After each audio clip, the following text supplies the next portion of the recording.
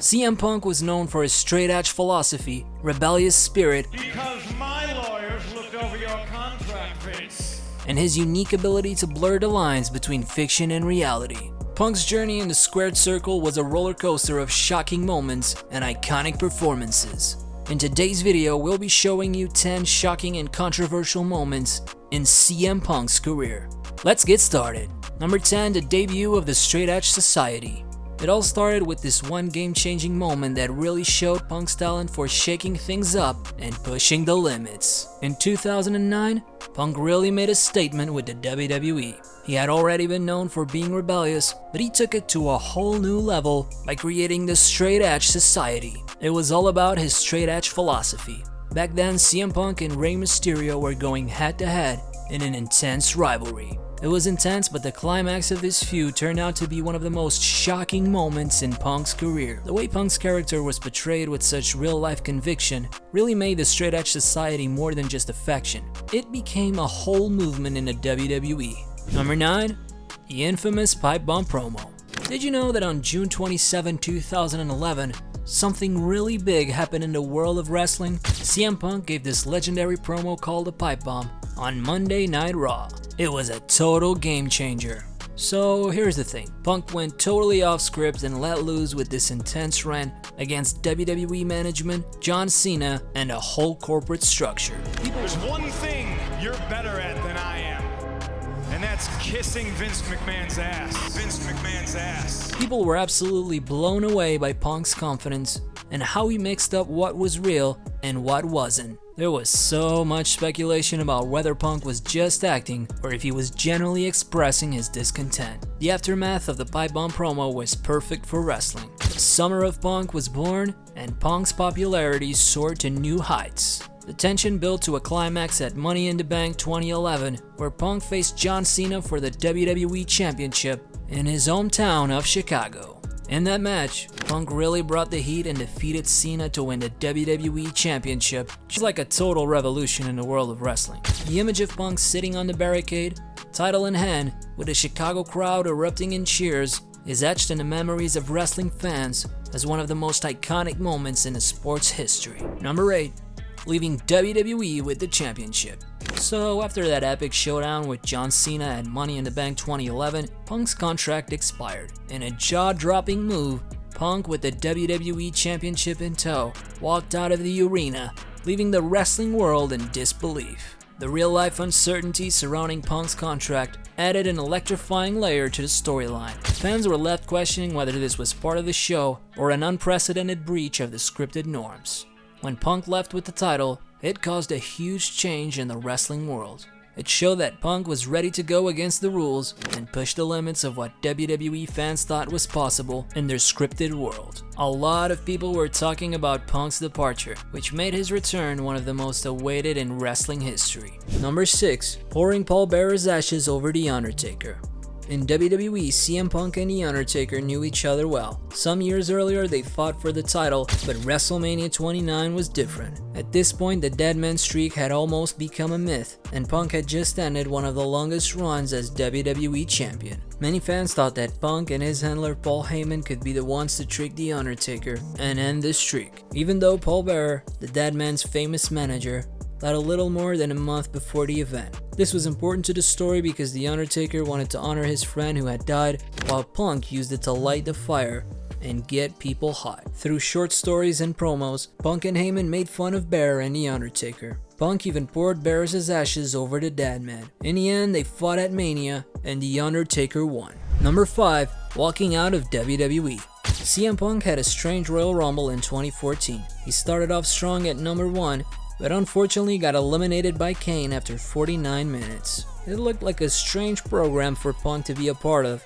especially given how long he'd been in the match and how recently he'd been champion. But what's even more important is that it didn't bring him any closer to headlining WrestleMania, which was one of his last goals in WWE. The next night, right before Raw, Punk had a chat with Vince McMahon and Triple H. He told him that he was hurt and not happy with how his character was going. He also mentioned that he was planning to head home. WWE never talked about Punk's absence from events or TV shows, and he didn't say anything for months afterward either. But months later, WWE served him with termination papers on his wedding day. Can you believe that? Number 4, the Art of Wrestling podcast. Fans were interested in what happened since Punk didn't seem to be in WWE anymore. Some people thought he had quit TV for a while, but that's all that was said about it. Punk finally got to tell his side of the story on his friend Colt Cabana's The Art of Wrestling podcast. The straight edge superstar showed up twice, and what they talked about made noise in the internet wrestling community. If 2011's promo was the pipe bomb, this was the nuclear bomb. Punk didn't hold back, and he talked about everything from the politics behind the scenes to the medical care he got in WWE. He talked in great detail about the money problems he was having with the company and the promises they had broken to him. A lot of fans expected that Punk and WWE would really be at odds with each other, but no one expected some of the shocking things said on the podcast. Number 3, return to pro wrestling. It seemed like a fairy tale story when CM Punk came back to professional wrestling in August 2021 after being away for 7 years. He came back with a smile and a strong desire to make up for lost time. His first few months at AEW were praised by both critics and fans. In memorable shows, he had feuds with Eddie Kingston and MJF. After that, he had to go up against Adam Page, aka Hangman, for the AEW World Championship at Double or Nothing 2022. The plan was for Punk to beat Page and win the championship gold. Everything looked great on paper. However, a lot of people thought it was strange that during a promo, Page said he had to protect AEW from Punk. But after that, no one really thought about it again, and Punk beat Page to win the title before getting injured and having to take a break for a few months. When Punk came back, he went on AEW Dynamite and told Page to come to the ring. The thing is, this wasn't on script. Adam Page was not supposed to go to the ring, and CM Punk was not supposed to mention him. So when CM Punk called Adam Page out and he didn't come, CM Punk said that was coward shit. Number 2, the All Out Scrum. After recovering from surgery, it was finally time for CM Punk and Jon Moxley to settle the score and find out who really deserved to be called the champion and face of AEW. Moxley got a quick win on an episode of Dynamite, but then they faced off again at All Out 22 for the AEW World Championship. It was quite a showdown. This time Punk really showed up and won in front of his hometown crowd of Chicago. It should have been such an amazing and serendipitous moment, but you know what? Punk had so much to say during the All Out post-show media scrum. He really needed to get it all off his chest. So the AEW World Champion, who was covered in blood and really craving a muffin, went on a total rampage. He tore into Adam Page, the AEW Executive Vice Presidents, Colt Cabana, and anyone who dared to spread rumors about him being the reason Cabana's contract didn't get renewed. It was intense, but not as intense as what transpired next. Number 1, the All Out Brawl. Things that CM Punk said at the All Out press scrum wouldn't end that night. A fight happened between Punk, the AEW Executive Vice Presidents, the Young Bucks, and Kenny Omega. The specifics are still unclear and no one said what happened.